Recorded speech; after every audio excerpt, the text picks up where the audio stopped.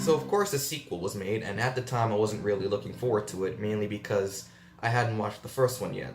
Plus, even when the first movie came out, I thought it looked stupid. Yeah, I thought Pacific Rim looked stupid, but Transformers 4 looked great. Age of Extinction is the worst movie I have ever seen. People change. After watching this movie, who knows, maybe I might enjoy the sequel. After all, when was the last time a sequel ever I can't even finish the sentence.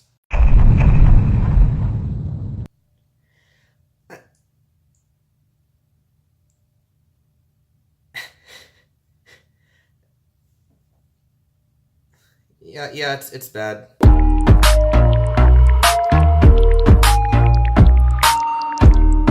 Pacific Rim Uprising was terrible because I can't enjoy anything. Like, fuck me for enjoying something, you know? Like, fuck. Sequels gotta come along and just like, it was so simple. It was so simple. Just be good. Just be good.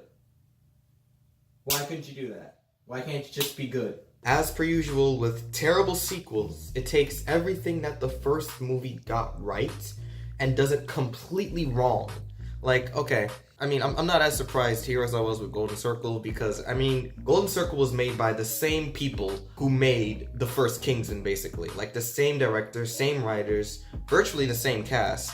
They just didn't give a shit. And that's why I'm more upset at that film as opposed to Uprising, because Uprising had a different director and a couple different writers, or I think they added a couple more writers. So, I mean, I guess it's not hard to see why this one failed, but like, even though it doesn't really remind me that much of the Golden Circle, it does actually remind me of another shitty sequel, Independence Day Resurgence. Pacific Rim Uprising shares a lot of the same problems that Insurgents has, minus the story. Where the story in Independence Day 2 was a complete rehash of the first movie, this one, I'll give credit, is a lot more different than the first movies. However, the problem is that the pacing and plot really isn't strong enough to hold it together. For just over the first half of the movie, it kind of struggles to find its footing. Even when they kill off Mako around like the 40-minute mark, we still have no clue what the movie's about. Everyone just kind of like stumbles around 53 minutes in until we get what I have to admit is an interesting idea, the kaiju brains taking over these giant Jaegers.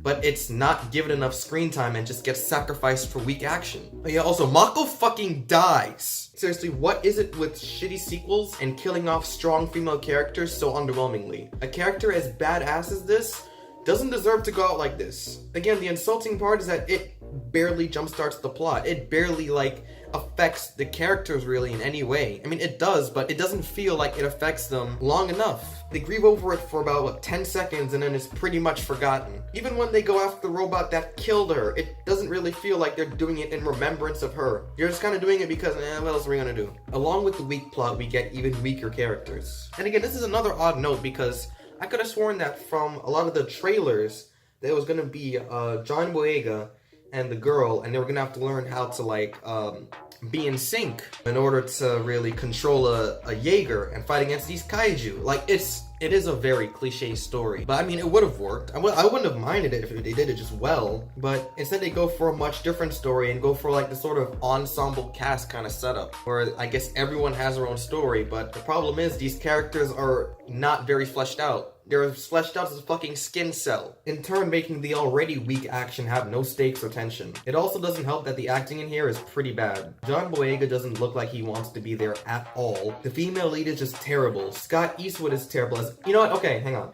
Can we talk about this walking brick for a minute? He plays the same stiff, miserable killjoy that I saw in Fate of the Furious, and I'm sick of it. His acting and character take these shitty scenes that already have really bad writing and just suck any potential fun out of it. Half of his dialogue chalks up to, hey, can you stop that? Gosh darn it. Hey, buddy, don't say that, okay? Don't say that. All while having the dumbest face ever structured by mankind.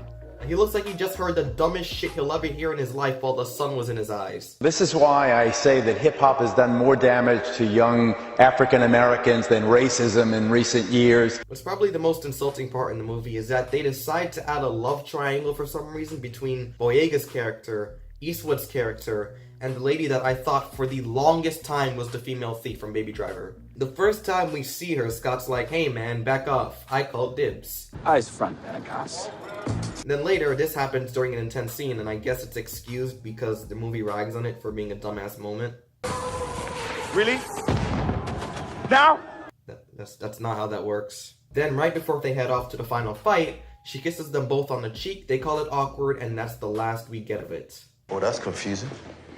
What was the point of that? Let's just stay focused. There you go with the We got fucking 4 Jaegers. God, you suck! It wasn't funny, it had no development, no conclusion. Like, worse, it had no point. What's worse is that they devoted so much time to this love triangle between the three of them that, again, all of them are just underdeveloped, especially the female. Like, I have no idea who she was supposed to be in the movie. She has no purpose in here at all. However, to be fair, they're not really given much to work with thanks to the dialogue being so dog shit. This would just be a standard and bland script, except they try to add humor along with a lighter tone compared to the first movie, and quite frankly, it's amazing how literally none of it sticks.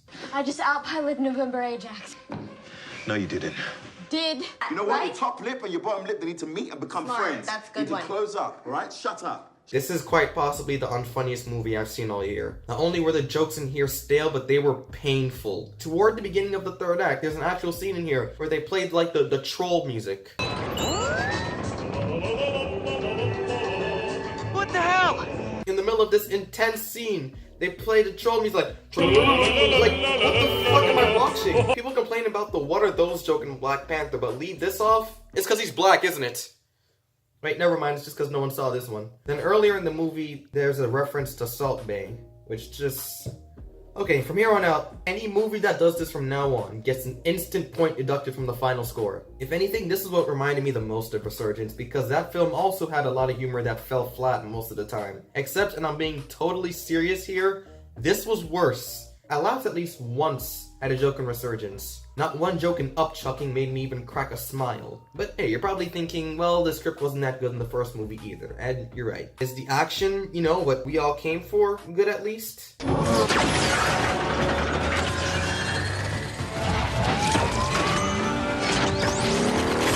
Nope. Like I said in my review, the first film's action was very vibrant and colorful, and the robots had this giant scale and weight to it, so it was a lot more satisfying. And here, though, they decide to lower the budget for some reason, so the action looks cheap as shit. The cities that they fight in are so colorless and bland, it's like they're fighting in Mirror's Edge. The robots have lost that weight that made them three-dimensional, so you're basically just watching a video game at this point. Plus, the action scenes actually managed to make our heroes kind of unlikable. Like, they actively destroy buildings just to try and kill this monster. Where'd you get your heroism traits from, Man of Steel? Another pretty insulting move that they made was to just, out of nowhere, make Charlie Day the bad guy. Apparently what happens is Charlie Day was mentally fucking the shit out of one of the kaiju brains for the past 10 years, and now his mind is being infected by the monster. Skipping over how disgusting it is that they made a character that we all rooted for in the first movie a bad guy, he's just not a good villain. He's actually pretty fucking stupid. In the middle of the last fight in the movie, he decides to go to the top of a tall building and basically give us commentary on the fight. Okay, we're going with giant robots again. All right, real original, guys. I'm not impressed. I am not. Why are you anywhere near this fight? You should be in a helicopter during this or on the ground dead within the first minute. Thankfully, though, he's in one of the only skyscrapers that didn't get destroyed. Yeah, it's hard to believe, I know. The other thing is that Charlie Day is not villain material. He has the intimidation of Pee Wee Herman and the voice of a hyperactive Morty. Anyway, big surprise, they defeat him pretty easily, which leads us to the ending. And of course, they have this thing of like, just you wait until the third movie that's totally gonna happen. Yeah, we'll actually be good then. Tell them we're not afraid. Tell them next time they won't need to worry about coming for us. Because we're gonna come for them. Yeah, how much money did Resurgence make? Any word on that sequel? Okay. And how much money did this earn? Yeah.